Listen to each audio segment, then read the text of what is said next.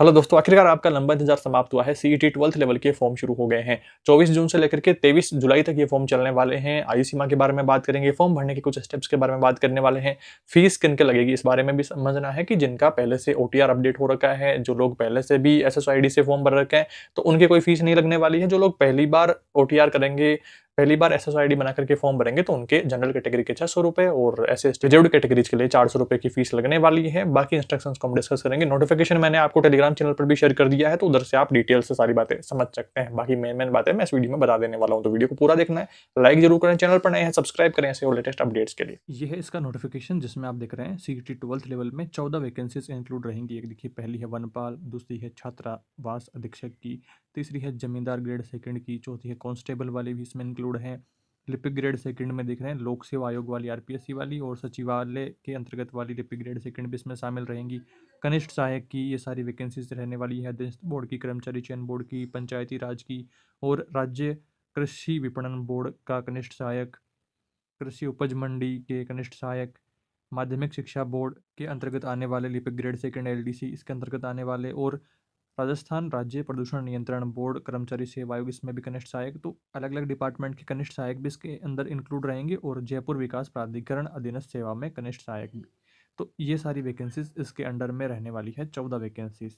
और इसके बाद में इसकी आयु को लेकर के मेन सवाल रहेगा आपका। तो आयु के लिए नीचे यहाँ पर मेंशन किया हुआ है, 4-5 पेज आप नीचे जाएंगे यहाँ पर, तो यहाँ पर मेंशन किया हुआ है कि 1 जनवरी 2027 को न्यूनतम 18 वर्ष आपकी आयु हो जानी चाहिए। तो जिनके 16.5 भी हुई है अभी, तो वो भर पाएंगे फॉर्म। तो ये आपको ध्यान रखना है, न्यूनतम 18 वर्ष, अधिकतम 40 वर्ष का, और फिर जो 3 वर्ष की छूट दे रखी है अलग अलग आयु अनुसार, अलग अलग कैटेगरी अनुसार, तो वो आप देखेंगे अपनी कैटेगरी के अनुसार। इसमें यहाँ जिक्र किया हुआ है। नोटिफिकेशन मैंने, जैसा कि मैं बता रहा, अपने टेलीग्राम चैनल पर शेयर किया हुआ है, डिस्क्रिप्शन में लिंक है, तो आप वहाँ से इसको और अच्छे से देख पाएंगे, या फिर आप डायरेक्ट आरएसएसबी वेबसाइट से भी नोटिफिकेशन डाउनलोड कर सकते हैं। तो वो कोई बात नहीं है। फीस की बात आती है तो ओटीआर कर रखा है तो फीस नहीं देनी होगी। ओटीआर जिन्होंने नहीं कर रखा है, पहली बार भरेंगे, तो एसएसओआईडी से लॉगिन करके फॉर्म भरना है, ओटीआर करना है, और फिर ओटीआर की फ़ीस लगने वाली है 400 रुपये कुछ। और बाकी जिनका ओटीआर पहले हो रखा है तो उनको कोई फ़ीस नहीं देनी है। 24 जून से लेकर के फॉर्म शुरू है, 23 जुलाई तक ये फॉर्म चलने वाले हैं। एसएसओ पोर्टल पर लॉगिन करना है एसएसओआईडी पासवर्ड से। जिनके नहीं बना वो बना लेंगे भाई। मैं कोशिश करूंगा कि स्टेप टू स्टेप एक तो एसएसआईडी बनाने का और एक आपके फॉर्म भरने की वीडियोस भी लाऊं, तो चैनल के साथ में जुड़े रहेंगे आप। नोटिफिकेशन बेल ऑन रखेंगे सब्सक्राइब करके। परीक्षा को लेकर के नोटिफिकेशन पहले ही आ चुका था, हम डिस्कस भी कर चुके थे कि 23 अक्टूबर को ये परीक्षा होने वाली है। 23 से 25 अक्टूबर के बीच में ये ऑफलाइन ओएमआर आधारित परीक्षा आयोजित करवाई जाने वाली है। और इसके जो एडमिट कार्ड हैं ये भी एसएसओ पोर्टल पर, रिक्रूटमेंट पोर्टल पर आने वाले हैं। ये सारी बातें जो बाद की बातें हैं, इसमें आपको ध्यान नहीं देना है। ओटीआर में लाइव फोटो कैप्चर करने के भी निर्देश दिए हैं। लाइव फोटो, हस्ताक्षर हिंदी और अंग्रेजी दोनों में, और अंगूठे का निशान भी ओटीआर से स्वतः फेच होने वाला है। तो ओटीआर में लाइव फोटो कैप्चर करना भी अनिवार्य रहेगा। ये सारे इंस्ट्रक्शन दिए हुए हैं, तो फॉर्म के स्टेप्स का फॉलो करेंगे। जिन्होंने अपना ओटीआर अपडेट कर रखा है तो उनको कोई दिक्कत नहीं आने वाली है। बाकी ओटीआर अपडेट करने से संबंधित ये सारी बातें हम पहले भी डिस्कस करे हुए हैं। आगे भी मैं कोशिश करूंगा कि इनके लिए डिटेल्ड एक्सप्लेनेशन के साथ मैं वीडियोस लाऊं, ताकि आपको हेल्प हो जाए, फॉर्म भरने की प्रोसेस आप जान पाएँ। और सभी को फॉर्म भरना है तो उसमें कोई दो राय नहीं है, क्योंकि सीईटी फिर 3 साल बाद आए या फिर हर साल भी करवाएंगे तो पता नहीं भाई, अभी कुछ कह नहीं सकते हैं। पिछले वाली कोई आप देख रहे हैं इतना टाइम हो गया है, और अब आई है सीईटी, अब जाकर के नोटिफिकेशन आया, तो ऐसे में आपको लापरवाही नहीं करनी है, फॉर्म जरूर से भर देना है सभी लोगों को। फॉर्म में कोई गलती रह जाती है तो उसके संशोधन को लेकर के यहाँ पर जिक्र किया हुआ है भाई, पहले से जिक्र कर दिया इन्होंने। फॉर्म तो भरने दो भाई पहले।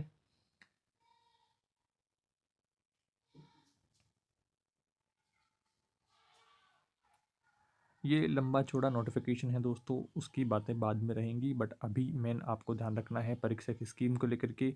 120 प्रश्न रहने वाले हैं, 240 नंबर का सीटी रहेगा, 2.5 घंटे का पेपर रहेगा, और ये सिलेबस रहने वाला है राजस्थान का इतिहास, कला संस्कृति, भूगोल भारत का, राजस्थान का भूगोल, राजस्थान के विशेष संदर्भ में राजनीतिक व्यवस्था, राजस्थान की अर्थव्यवस्था, दैनिक विज्ञान भी दिया हुआ है, तार्किक विवेचन भी, गणित भी है, समसामयिक घटनाएं भी है, और ये जन स्वास्थ्य के बारे में, कंप्यूटर की जानकारी भी, सामान्य हिंदी और सामान्य अंग्रेजी, ये सारे हैं। अब इनका वेटेज आपको यहाँ पर देखना होगा, नीचे यहाँ पर जिक्र किया हुआ है। अब कौन से सेगमेंट के कितने नंबर हैं वो भी हम डिस्कस करेंगे, बट आपको सिलेबस को डिटेल से पढ़ लेना है। सिलेबस वाली पीडीएफ मैं अलग से भी आपको प्रोवाइड करवा दूंगा, अलग से भी हम एक वीडियो में डिस्कस करेंगे सिलेबस के बारे में। तो सिलेबस आपको ध्यान से समझना होगा कि कौन से टॉपिक में, कौन से सेगमेंट में ज़्यादा टॉपिक्स हैं, कौन सा सेगमेंट ज़्यादा नंबर का है, तो उस अकॉर्डिंग आप अपनी तैयारी करिएगा। तो ये इस प्रकार से इसका सिलेबस रहने वाला है। सिलेबस में कोई चेंजेस नहीं आए हैं, पिछला पिछला वाला ही सिलेबस है। और बाकी जो जन स्वास्थ्य में यहाँ पर आप देख रहे हैं प्राथमिक चिकित्सा की फर्स्ट एड की बुनियादी बातें, और ये सीपीआर को लेकर के टॉपिक ऐड किया गया है। नशीले पदार्थों के दुरुपयोग, इनके प्रकार और बचाव के उपाय उपाय और युवाओं की शारीरिक और मानसिक फिटनेस के बारे में, सोशल मीडिया की लत और स्वास्थ्य के जोखिम निवारक उपायों के बारे में। तो ये आपको नया टॉपिक, नया चीज़ें देखने को मिलेंगी जिन्हें आप पढ़ेंगे अच्छे प्रकार से। कंप्यूटर वगैरह की ये सारी चीज़ें पहले भी मेंशन करी हुई थी। अलग नई चीज़ है नहीं। नेगेटिव मार्किंग के बारे में हम पहले भी बात कर चुके हैं कि 1/3 नेगेटिव मार्किंग रहने वाली है, जैसा कि पहले से र्यूमर चल रहे थे और फिर आलोक जी ने भी कंफर्म कर दिया था कि 1/3 इसमें नेगेटिव मार्किंग रहने वाली है। वो आपके परीक्षा स्क्रीन के जस्ट नीचे ही मेंशन किया हुआ है। यहाँ पर आप देखेंगे, यहाँ मेंशन किया हुआ है कि किसी भी प्रश्न के गलत उत्तर के लिए 1/3 1/3 भाग नकारात्मक अंकन रहेगा। और इससे संबंधित आपके जो सारे सवाल रहे तो इस वीडियो के कमेंट सेक्शन में बताइएगा। कमेंट रिप्लाई देकर के आपके डाउट्स को दूर करने की कोशिश